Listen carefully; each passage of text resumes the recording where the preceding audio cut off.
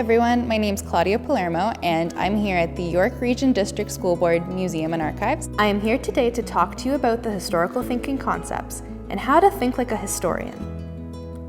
So follow along with us.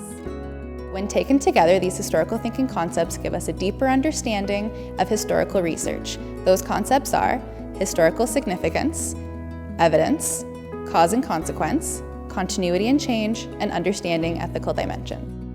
This is going to be a 5-part series. Follow along for the first concept, historical thinking. Let's take a look at the events on screen. They are not currently ranked in any order. However, if we were to rank them in order of importance of the development of Canada, we might rank them this way. What about if we were to rank them in order of importance to sports? The order might look like this. Have a look at your worksheet and the events listed.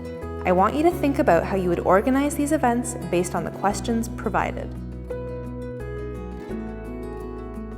Historians have to make a decision what information they're going to include in their papers. Maybe that means they're not going to include all the information about a person's life, all the information about a person's death, and everything in between. When you're doing your own research, you have to be aware of this fact. Historians are well aware of the fact that they carry their personal biases in all of their work, and we can demonstrate this using the simple example of chocolate bars. How would you rank the different types of chocolate? Your ranking would depend entirely on your personal preference or personal bias. This is just a silly example, but there are many different types of biases, and these can include gender, religion, cultural, political, and racial.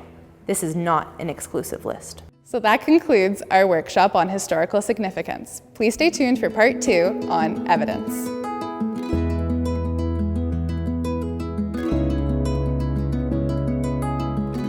Hi everyone, and welcome back to part 2 of the series. We're going to be looking at the topic of evidence. Let's begin with an activity. Have a look at this picture from the Museum and Archives collection. Let's look at the image and work together to figure out what is happening using the 5 W's.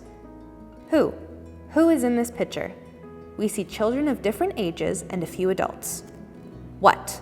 What are they doing? They are posing for a photograph. Where? Where are they? They are outdoors in a fenced area. When? When is this taken? Based off of the clothing they are wearing, it does not appear to be the modern day.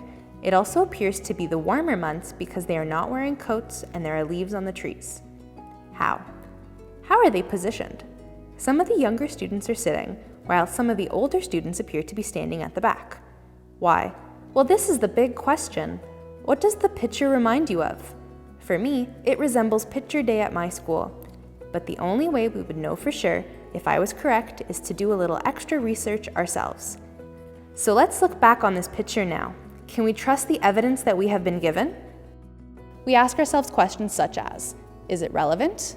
Is it trustworthy? And is the interpretation reliable?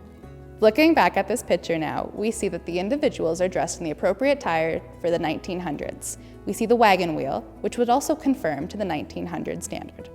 We see some students in this photograph who vary in age from about 5 years old up to about 17 years old. Now, this was because in a one-room schoolhouse, you could start at any age, but you would have to go up until you finished the 4th form. That would take you up until almost 17 years of age. When we look at this picture one last time, we see the teacher is also holding a small child. Now, this was an outlier. In the 1900s, photographs were not extremely common.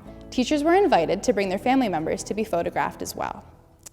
This is why we see that the evidence that we're provided with needs to be critically evaluated to make sure that we're properly understanding the information that we've been given. This concludes part 2 of our series on evidence. Please stay tuned while we cover part 3 on cause and consequence.